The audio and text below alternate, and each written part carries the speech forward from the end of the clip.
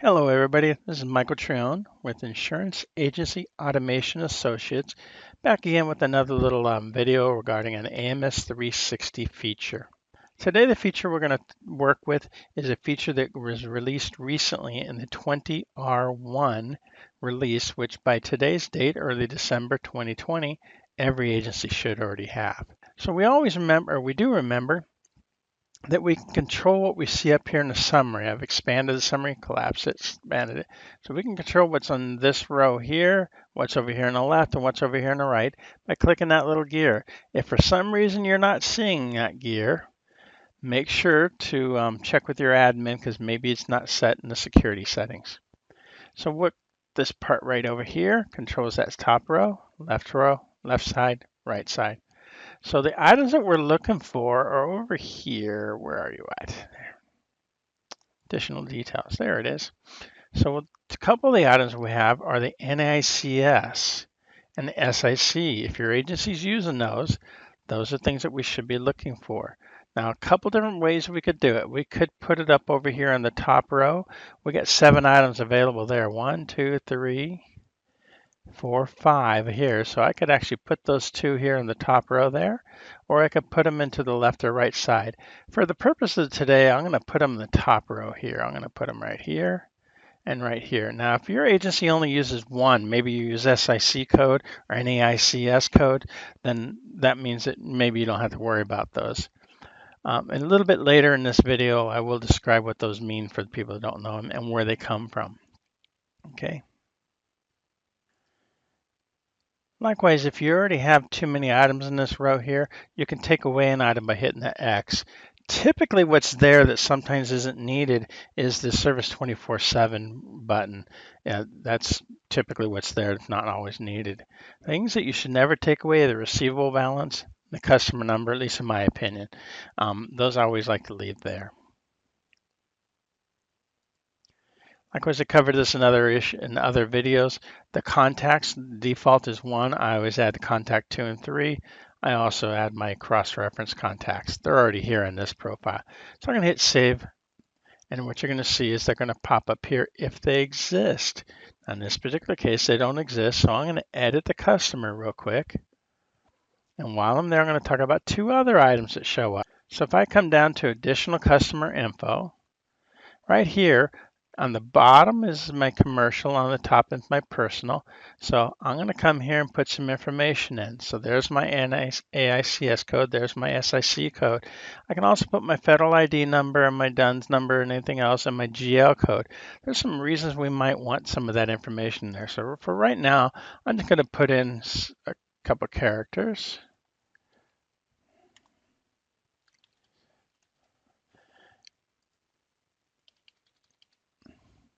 And then I'm going to put in a fake federal ID number. Okay. And I'm going to save and close that. Before I save and close it, I'm actually going to save it. And I'm going to come back up here to customer setup so I can talk about the second piece of what we're getting, which doesn't go in that summary section, but customer setup here. I'm going to scroll down a little bit, and I want you to notice these new fields right here for contact preferences. Preferred method. So I got a bunch of them there. I'm going to leave business phone in there. That's the one I used here. This is on a customer by customer basis. So marketing solicitation, okay to email. Do not solicit, okay to email and mail, or okay to mail. So I'm going to pick that one. And then over here, electronic delivery. Okay to send documents, do not send documents. And then a free form note field.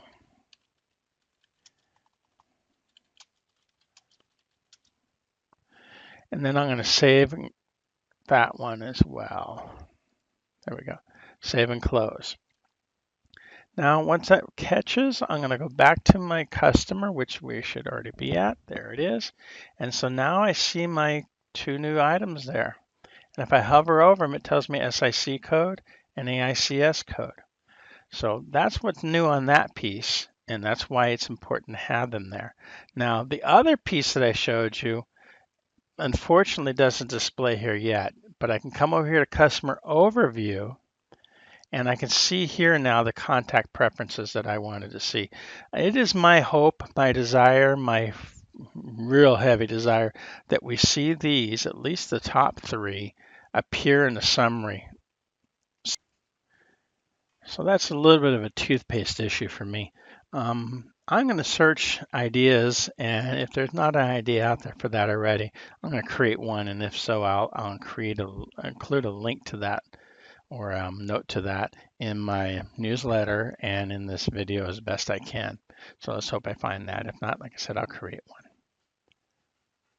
So now let's go back to the summary real quick and talk about that, and then we'll talk about the other pieces, okay? So I'm going to go back to my policy view real quick because that's where we spend most of our time. And come on, you can do it. And the reason I like those up here in the top row is that most often we sometimes collapse that summary, the middle section, the right or the right and left section, so we have more real estate for policies or whatever we're doing. And I want it to be there so that it kind of alerts me that they're missing. So if I don't see a code there, then I know that they're missing information in the setup, and I can get that in there because that information is very, very valuable to me later on. For example, the SIC and NAICS codes, again, I'll explain what they are in just a few minutes. The existence of those codes means that I can search for information in my system. I'm not going to pull those reports right now, but they did add those fields to the customer analysis report in my agency reports, and also in the classic report for customer list. Those fields are there. If anybody's followed me for any length of time, you know that I'm big stickler on data quality and data integrity. Those are two, because if I wanted to, I could run a report or run a couple reports or do a couple queries, lots of uses for those fields, and find everything that fits into those codes, either the short version or long version. Again, I'll talk about those are in a minute. And we can go back and then say, hey, here's those pieces of business.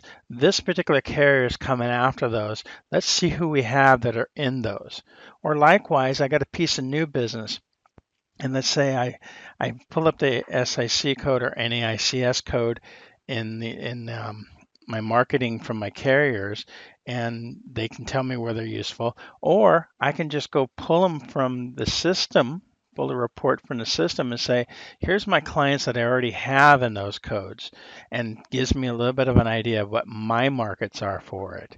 And likewise, I could pull that code and maybe I got it randomly with 5 or 6 different carriers and 5 or 6 different markets. I can pull some additional information using the target list and reporting abilities within target list to say what the gross receipts or the gross payroll or the payroll that goes along with those codes. And then I could say, hey, maybe I really should consolidate this business. Maybe instead of having it 5 or 6 or 7 or whatever carriers, maybe I can consolidate it down to 3 or 4 or maybe 1 even. So there's lots of uses for that information, a whole lot of uses for that information. Now, how do I get those codes?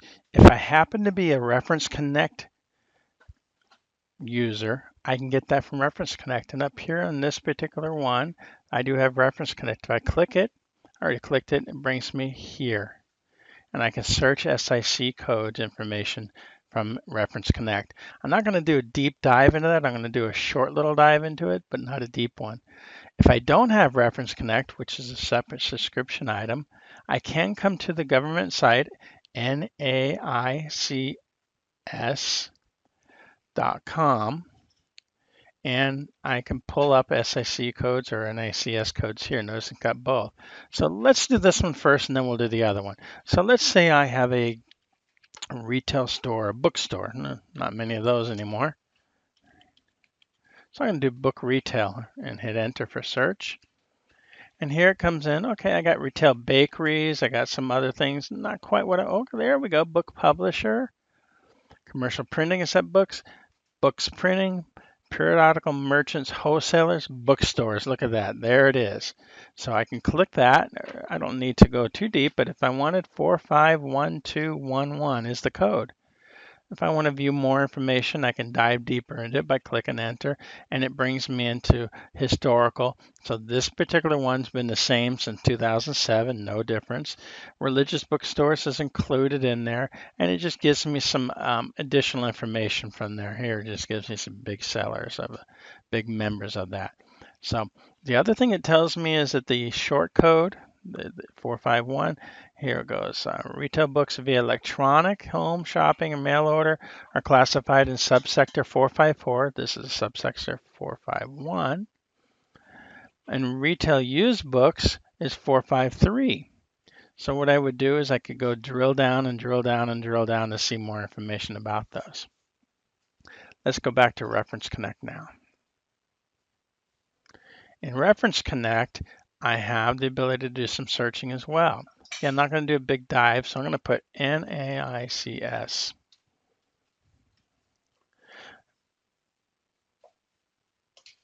And here I did a quick search there. So it brings up a couple different areas, and I'm not going to go in a big deep dive of this, like I said. So right over here on the right, it says NAICS industrial codes define establishments based on the activities in which they're primarily engaged. So I'll click there. Going to take me to a similar search tool. And here I have some more information and where I would just continue searching. So over here, I do see retail trade. Since I already know it's a 451, I could just click here. And there I get a broader description of what those things are. So there's a 45. So where's 451? 451, there it is. So I'm going to click the plus sign there.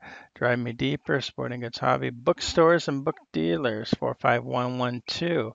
And then we drive down a little more. So notice that there's some broader descriptions. There it is, 451211. I'm going to click here, and it gives me some more information about it. Details over, gives me the same information I got from the other place. So it's basically just a way to get to there. Now there's some more stuff they can do here just for giggles. I'm going to click on that. Again, don't really want this to be a deep dive. But if I click that, it also gives me the CGL class, the SIC, and also gives me the work comp and CCI as the work comp codes. So it gives me some more information there. So I could just come up here and put bookstore